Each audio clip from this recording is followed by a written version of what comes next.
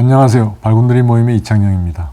오늘은 지난번에 얘기했던 초저출산 문제에 의한 여러 가지 문제점 중에서 그에 따른 문제점 중에 하나로 국방 분야의 병력 자원 부족 문제에 대해서 한번 생각해 볼까 합니다.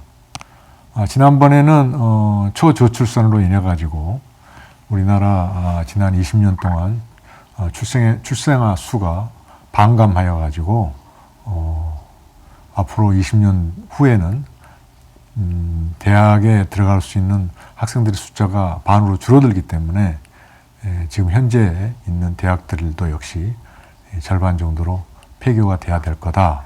뭐 이런 얘기를 했습니다.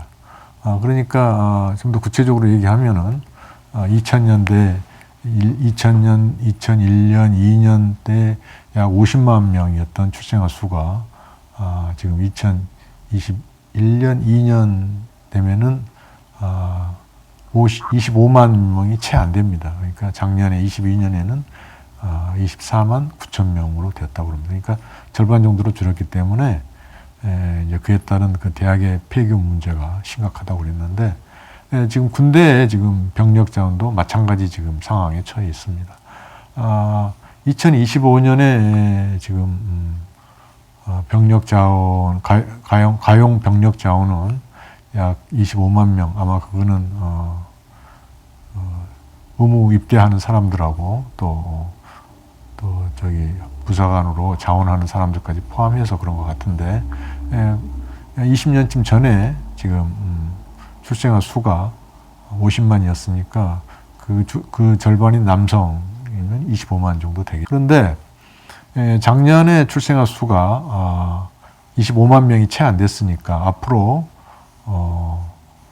만으로 18세부터 군에 가니까 그 군대 가게 되는 2040년에는 그 신생아 수의 절반이 군대를 간다고 그래도 12만 명 정도밖에 되지 않습니다. 그러니까 다시 말하면은 군대에 갈 수 있는 병력 자원이 절반으로 줄어드는 거죠. 그래서 우리 군대 병력을 절반으로 줄이지 않는 이상은 거기에 지금 심각한 병력 결손이 일어나게 될 것이다. 이런 얘기가 되는 거죠.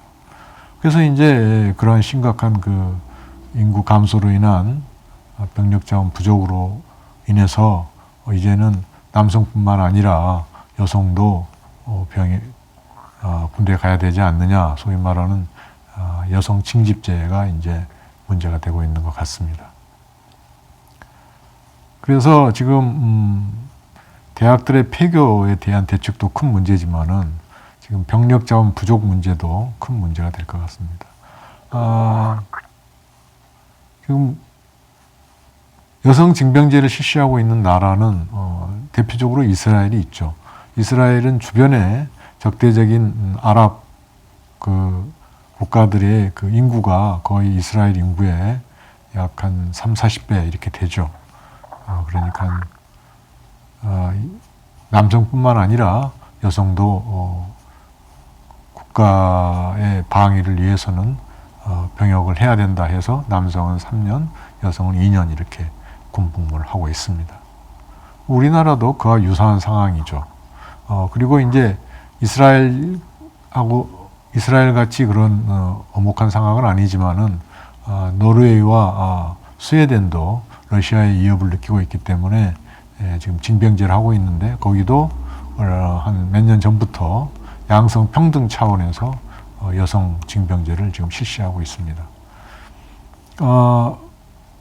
근데 우리나라는 지금 북한의 위협뿐만 아니라 북한은 우리나라보다 병력 수는 더 많죠. 인구 수는 적지만은 병력 수는 더 많고 여성도 군대 가고 있고 남성은 9년, 여성은 5년이라고 이렇게 하는 것 같은데 어쨌든 간에 남성, 여성 할 거 없이 다 군대 갑니다. 뭐 인구가 우리나라보다 적으니까 우리나라보다 많은 병력을 보유하기 위해서는 어쩔 수가 없겠죠. 그런데 우리나라는 북한뿐만 아니라 지금 잠재적인 그 적대 국가가 될 수 있는 나라가 중국도 있고 일본도 있습니다.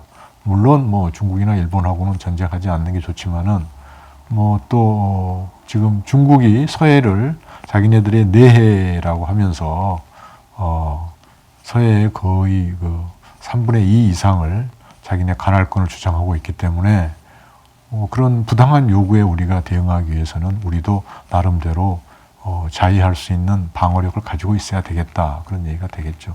근데 중국의 인구는 거의 이스라엘이나 아랍권의 관계가 비슷합니다.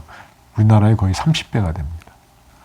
그러니까 우리나라 그리고 아랍권은 뭐 여러 개의 나라들로 나눠져 있지만은 중국은 하나의 나라입니다. 그러니까 오히려 이스라엘에 대한 아랍권의 경우보다 중국의 위협은 훨씬 더 심각하죠. 우리나라에 대해서.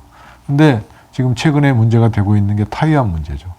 지금 타이완을 중국이 지금 점령하겠다고 그러지 않습니까? 그렇게 되려면은 침략 전쟁을 해야 되는데 거기에 대해서 미국이 반대를 하고 있기 때문에 미국이 이제 거기에 참전할 거고 그렇게 되면은 우리나라에 있는 미군들도 거기에 이제 참여를 하게 될 텐데 그렇기 때문에 중국이 우리나라에 있는 미군 기지를 공격할 것이다.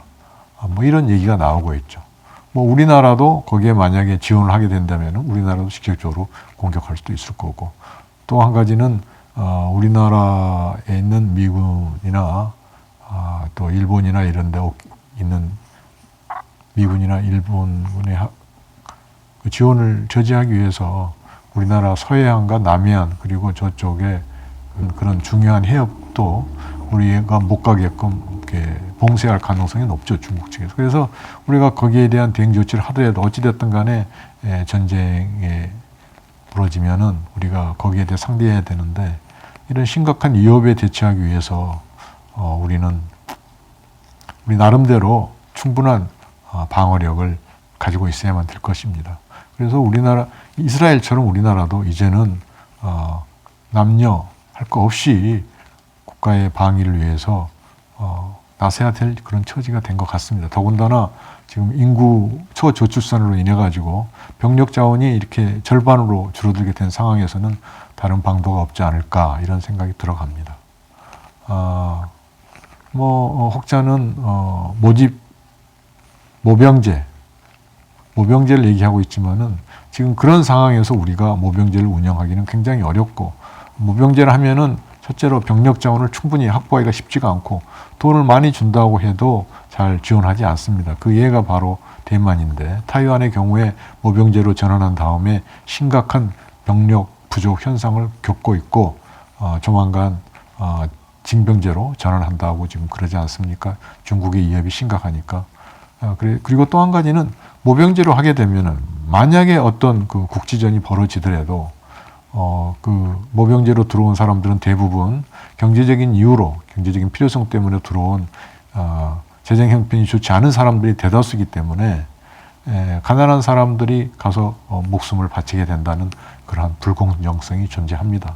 그리고 나라를 지키는 데 있어서 가난한 사람들만 나라를 지키고 부유한 사람들은 거기에서 빠져도 된다.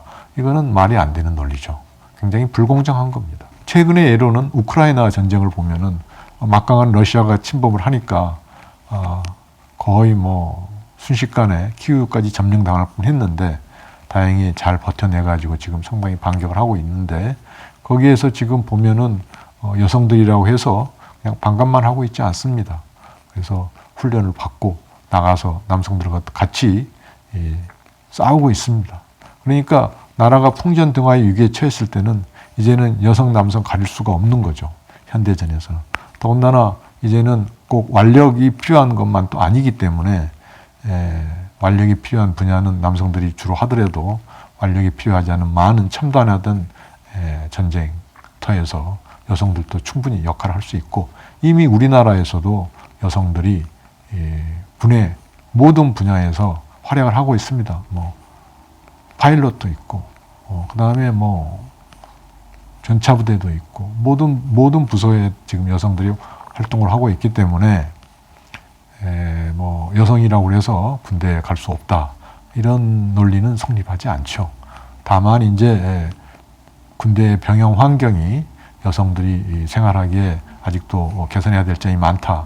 그거는 우리가 먼저 개선을 하고 그 다음에 모든 여성들도 불편 없이 근무할 수 있는 환경을 조성해 놓고 여성 징집을 해가지고 여성들도 병역의 의무를 할 수 있게끔 할 수 있겠죠. 그래서 그렇게 남녀가 양성 평등으로 병역을 하게 되면은 우리가 그 첨단화에 의해서 병력이 약간 줄어들게 되면은 또 여유가 조금 생길 테니까 그렇게 해서 지금 병역 기간을 지금 현재의 1년 6개월에서 1년으로 대다수 나라들이 하는 것처럼 1년으로 해가지고 병역 부담을 모든 국민들한테 조금 줄여줄 수가 있겠죠. 그래서 병역 기간이 1년으로 하면은 군인으로서 역할할 수 있는 그러한 데에 대해서는 충분한 기간이 될 테니까 1년간의 병역 기간을 통해서 나라를 방어를 하고 또 그 다음에 제대한 다음에는 예비군으로서 비상시에 나라를 위해서 일할 수 있는 예비군의 역할이 굉장히 중요하다고 봅니다. 그렇게 병역 제도가 있으면은 예비군들이 이제 존재하기 때문에 모든 잘 훈련된 예비군이 존재하기 있기 때문에 현역 병력의 약 5배에서 많게는 10배 이상 병력장을 확보할 수가 있죠. 그래서 누구도 함부로 대할 수 없는 그런 막강한 전력을 우리가 유사시에 확보할 수가 있습니다. 지금 우크라이나는 남녀 할 거 없이 지금 전부 다 지금 가능한 사람 모두 다 군대에 가서 또 국토 방위를 위해서 일을 쓰고 있죠. 그래서 이러한 관점에서 볼 때 제가 볼 때는 우리나라의 경우에는 모병제보다는 여성 징병제, 즉 양성 평등 병역제를 실시해가지고 병역 기간이 1년 반이 좀 약간 긴 듯 하니까 1년으로 줄이고 그래서 그 예비군을 충실히 우리가 운영하면은 어떤 경우에도 우리가 스스로를 방어할 수 있는 저력이 있지 않겠느냐 이렇게 생각을 합니다. 여러분의 생각은 어떠하신지요? 댓글로 의견을 주시면 고맙겠습니다.